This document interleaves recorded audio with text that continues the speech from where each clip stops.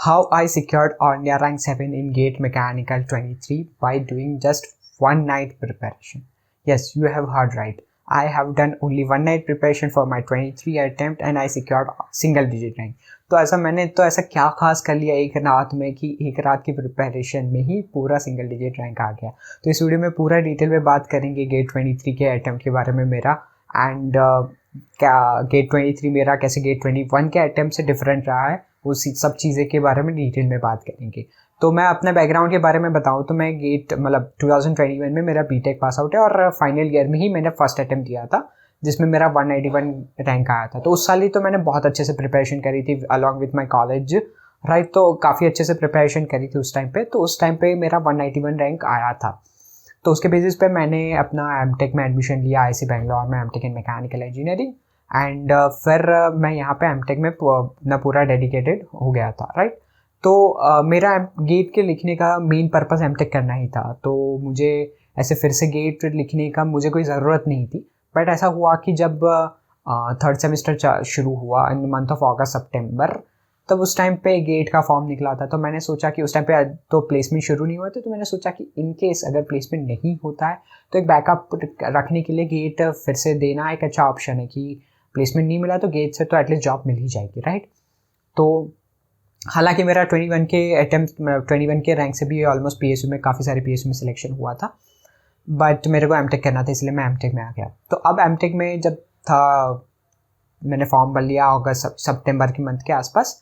फिर सोचा कि इन केस अगर दिसंबर तक प्लेसमेंट नहीं होता है तो दिसंबर जनवरी मंथ में प्रिपरेशन करके फिर से दे देंगे. बट वो ऐसा कि नवंबर मंथ में ही मेरा प्लेसमेंट हो गया. जब प्लेसमेंट सीजन स्टार्ट होते ही मेरा प्लेसमेंट हो गया राइट. तो फिर मैंने सोचा कि अब तो गेट देने का कोई मतलब बनता नहीं है कि अब जो चीज़ चाहिए थी वो सब चीज़ें मिल चुकी है.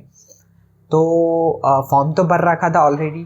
तो इसलिए मैं बट गेट देने का कोई मोटिवेशन नहीं था, इसलिए मैंने गेट की प्रिपरेशन बिल्कुल की ही नहीं.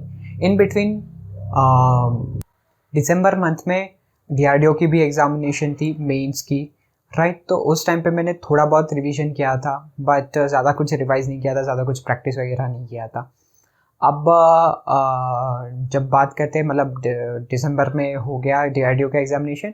फिर जनवरी मंथ पूरा चला गया, फरवरी मंथ आया. फरवरी मंथ के स्टार्टिंग में है just before 1 week of GATE examination कुछ फ्रेंड थे मेरे कांटेक्ट में जो गेट की प्रिपरेशन कर रहे थे.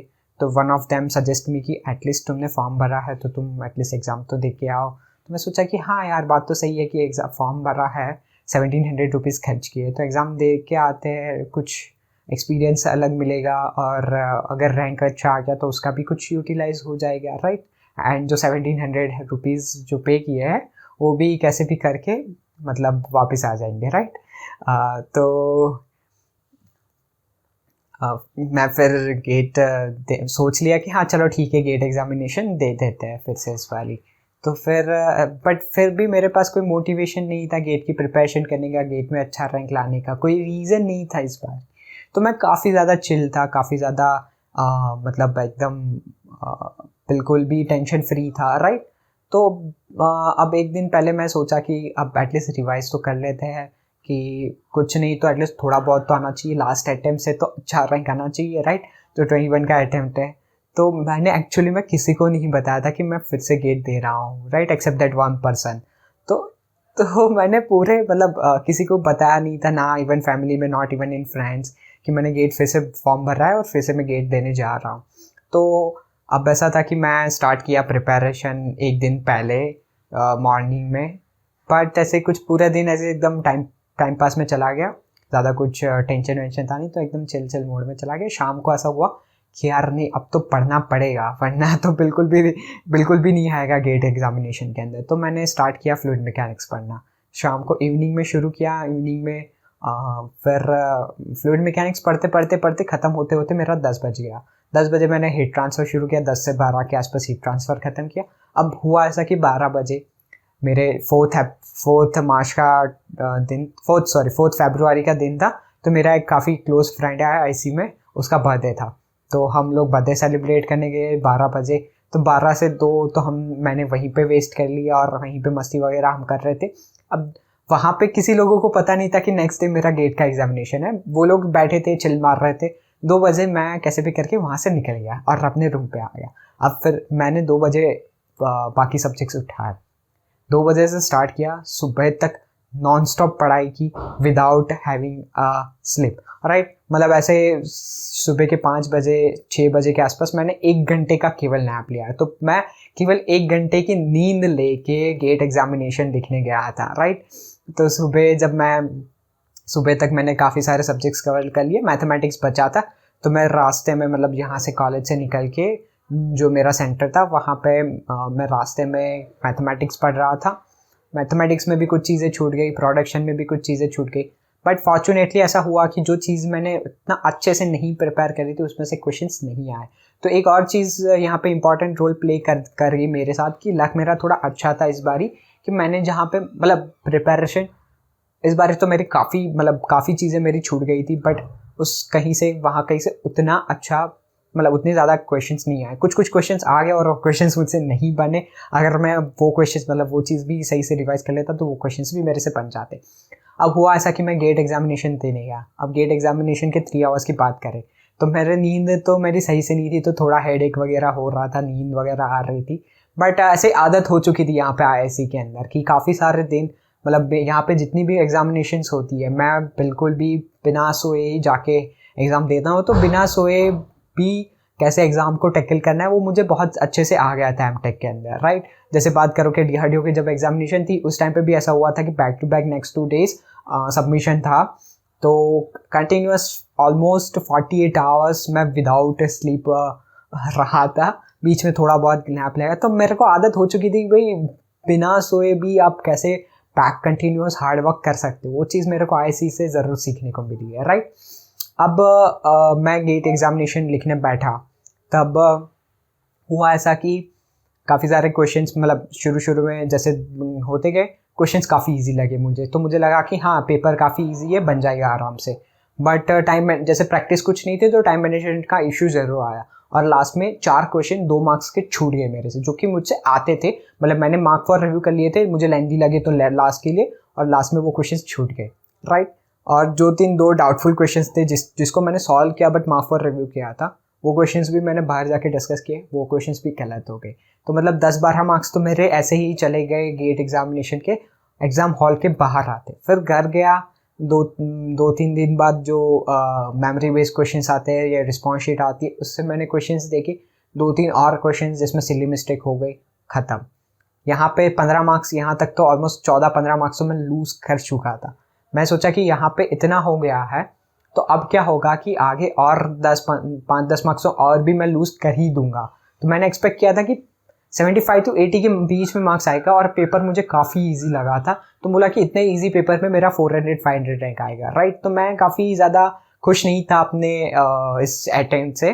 तो मैंने सोचा कि छोड़ो, अब वैसे भी कुछ इस अटेम्प्ट का कुछ मीनिंग तो था नहीं, किसी को बताएंगे भी नहीं कि मैंने गेट एग्जामिनेशन फिर से दी है, इसको ऐसे ही यहाँ पे दबा देंगे, राइट। बट हुआ ऐसा कि फॉर्चुनेटली मतलब मेरी एक्यूरेसी इस बार बहुत अच्छी रही as compare to previous year. मतलब 21 के अटेम्प्ट के कंपैरिजन में मेरी एक्यूरेसी बहुत ज़्यादा अच्छी रही। And one of the reason why consider why my accuracy was good कि मेरे पे कुछ भी प्रेशर नहीं था। मतलब मैं एकदम चिल बोर्ड में एग्जाम दे रहा था, कोई भी टेंशन के बिना, राइट। तो उसकी वजह से मेरी एक्यूरेसी काफ़ी अच्छी रही। एंड एक्चुअली में मैंने जो कैलकुलेट किए थे भी 15 मार्क्स चले गए, वही 15 मार्क्स के, उसके अलावा और कोई मार्क्स नहीं गए। तो फाइनली मेरा रिजल्ट के दिन आया 85 मार्क्स, राइट। और 85 मार्क्स पे अब मैंने एक्सपेक्ट नहीं किया था कि इस बारी इतना अच्छा रैंक बन जाएगा, बट इस बारी 85 मार्क्स पे 7 रैंक बन गया।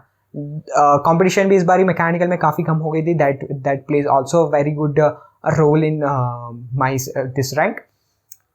तो ये ऐसे हुआ कि पूरा इस साल का गेट था वो टोटली अनएक्सपेक्टेड था। मैं ऐसे ही मज़े में देने चला गया और एक्सपेक्ट नहीं किया था और रैंक आ गया। बट इस रैंक के पीछे का रीज़न क्या था कि इस रैंक के पीछे मैंने जो 2 साल की प्रिपरेशन करी थी अपने गेट 21 के अटैम्प्ट्स में, गेट 21 के अटैम्प्ट की मैं बात करूँ तो that was another level preparation. मतलब उसके आसपास भी काफ़ी लोग, मेजॉरिटी गेट टॉपर्स नहीं करते preparation. Almost 80+ full line test series देना, टोटल 300+ टेस्ट देना, टोटल थाउजेंड्स ऑफ क्वेश्चंस और प्रैक्टिस करना, टोटल काउंटलेस टाइम सारी चीज़ें रिवाइज करना। मैंने शॉर्ट नोट्स बनाई थी, शॉर्ट नोट्स मैंने बहुत बार रिवाइज की, वही शॉर्ट नोट्स मेरी इस बारी अटेम्प्ट में काम लगी। जो मैंने एक रात में पूरा जो रिवाइज किया था वो मेरे शॉर्ट नोट्स ही रिवाइज किए थे, मैंने और कुछ रिवाइज नहीं किया था, राइट। तो वो शॉर्ट नोट्स मैंने ऐसे वे में बनाए थे पूरे 2 साल के प्रिपरेशन के दौरान, उसका पूरा निचोड़ के वो बनाए थे, राइट। तो 2 साल की प्रिपरेशन एक रात में बस रिवाइज हुई है। तो ये जो 27 रैंक है उसके पीछे मैं एक रात की प्रिपरेशन नहीं बोलूँगा, हालांकि मैंने टाइटल में ज़रूर बोला है, बट मैं उसका श्रेय देना चाहूँगा मेरे गेट 21 की प्रिपरेशन में। गेट 21 की प्रिपरेशन में मेरे कॉन्सेप्ट्स काफ़ी क्लियर मैंने बनाए थे, जो मेरे हमेशा मेरे साथ रहेंगे। मतलब कॉन्सेप्ट्स एक बार आप बना लेते तो आप कभी भूलते नहीं हो।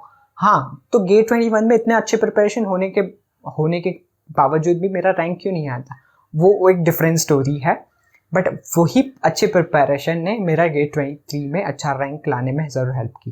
तो मैं ये चीज़ ज़रूर आपको सब बताना चाहूँगा कि अगर आप एक बार ही अच्छे से प्रिपरेशन कर लेंगे, आप रैंक के बारे में मत सोचिए, रैंक चाहे जो भी आना होगा, एक बार ही आप अच्छे से प्रिपरेशन कर लेंगे तो वो प्रिपरेशन आपके लाइफ में कहीं ना कहीं कोई ना कोई एग्जामिनेशन में ज़रूर काम आएगी। Not only just that preparation to crack examination, but the work ethics you develop during your preparation journey, जो हार्डवर्क करने की आपकी एबिलिटी है, जो आदत लग जाती है हार्डवर्क करने की, राइट। काफ़ी लोग मतलब ऐसा क्या कहते हैं कि गेट दे के एकदम चिल हो जाते हैं, बट गेट से जो हार्डवर्क करने की आपकी आदत लग जाती है, वो आदत को कंटिन्यू करेंगे। जैसे मैं एमटेक के अंदर भी वही चीज़, हालांकि एमटेक के अंदर हम जो पढ़ते हैं वो चीज़ गेट से बहुत डिफरेंट होती है, वो चीज़ डायरेक्टली गेट में हेल्प नहीं करती है। बट यहाँ पे मैं एटलीस्ट पढ़ाई से टच में रहा था, जिसके कारण कि ये भी एक रीज़न है कि मेरा गेट 23rd में अच्छा रैंक बन पाया। तो मैं ये ज़रूर बताना चाहूँगा कि आप अच्छे से प्रिपरेशन करें विदाउट फोकसिंग ऑन रैंक। एक बार आप अच्छे से प्रिपरेशन करेंगे तो आपकी लाइफ काफ़ी स्मूथ हो जाएगी इन फ्यूचर, राइट।